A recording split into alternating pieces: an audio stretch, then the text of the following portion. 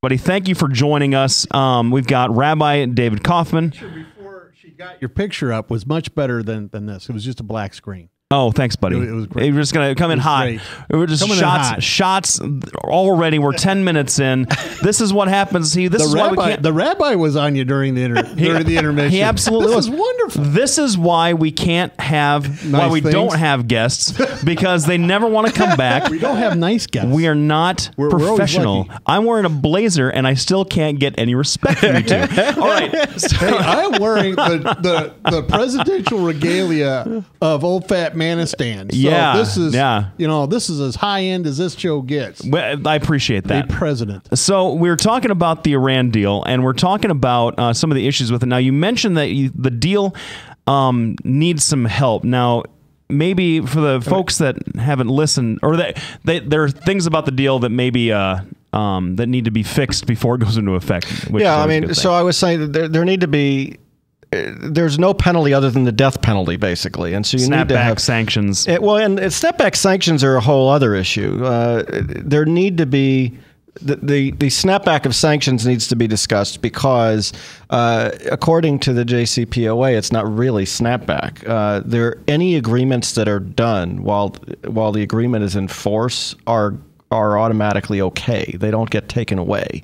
So snapback really doesn't exist. As people have been joking right now, there aren't any rooms left in Tehran because of all the business people who are there trying to sign agreements.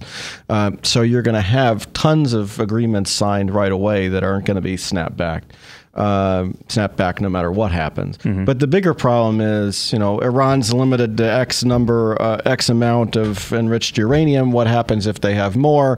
What happens if they say, oh, by the way, we forgot to tell you about this nuclear research site that's actually a military site, and, you didn't know about it before, but, somebody stumbled on it and it's there. Now, is that a violation that we're going to end the agreement? Probably not, which means what are we going to do as a penalty for that kind of thing? I mean, there are any number of things that are going on. Nuclear weapons research, even if they don't, even if they don't create a nuclear weapon, research is supposed to not happen. But that's one of those things with the 24-day limit. It's pretty with the 24-day inspections time period. If they find a site, they have Iran has 24 days before anybody can actually set foot in it if they wanted to.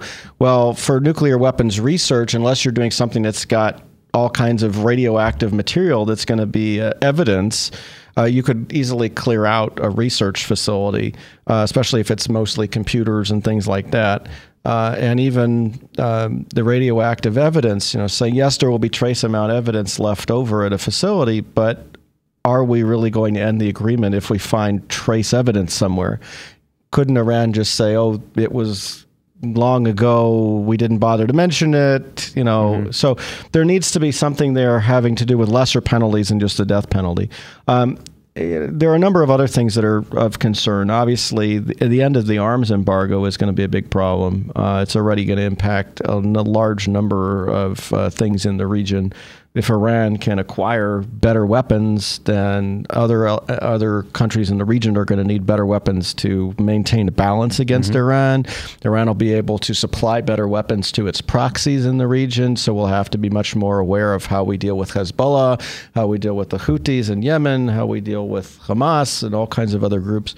And then there's the capital inflow into Iran, and potentially that they could use either to support the regime and actually further oppress other people, or to use a portion of to aid those its proxies in the region, some of which do really bad things. I mean, not just Hezbollah, which could use some of that to advance its control in Lebanon, but Iran has also supported the Khartoum regime in Sudan, which committed 2 genocides, largely using Iranian weapons.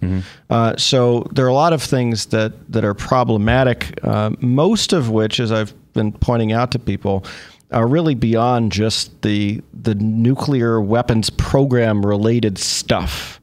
There's a portion of this agreement that's really about curtailing and limiting the Iranian nuclear weapons program. But there's a significant portion of this agreement that has to do with a broader policy kind of ending the United States as police to the region kind of thing, and also.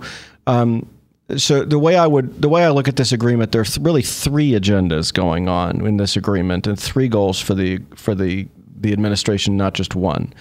The obvious foremost goal was to prevent Iran from acquiring a nuclear weapon during the extent of the agreement, and to allow Iran to participate in the non-proliferation treaty and have a peaceful nuclear program.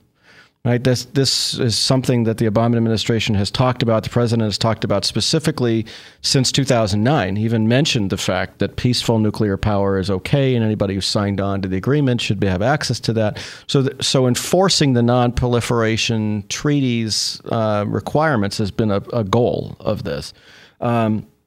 The second goal also goes back to 2009, which is part of a reassessment of the U.S. relationship with the Muslim world. And when it first happened, people were thinking, the Sunni world, because that was where our primary issue was.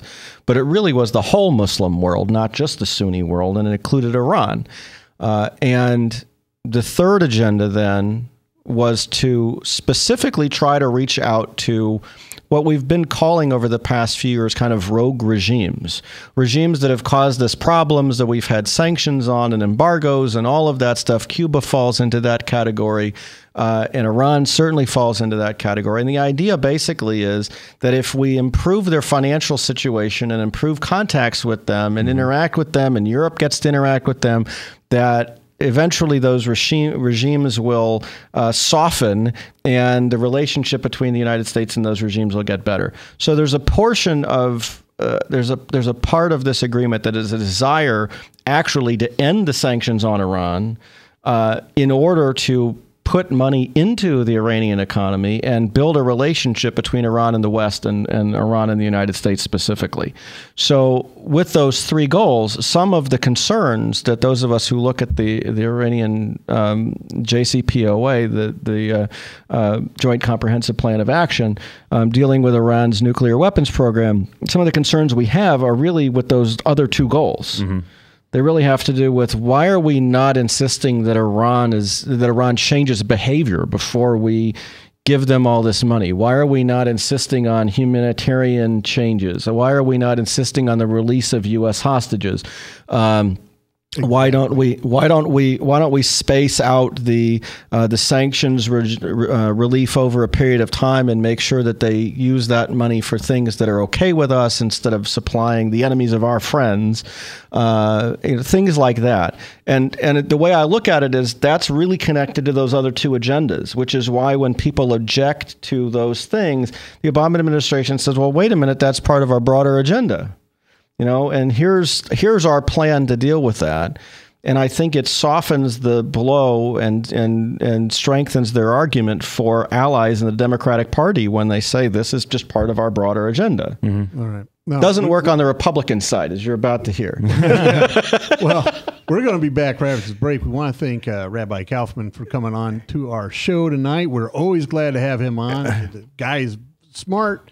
You got to Facebook him because you can learn a lot of stuff about the Middle East and all that stuff. We'll be back right after this break. Thanks, everybody, for tuning in.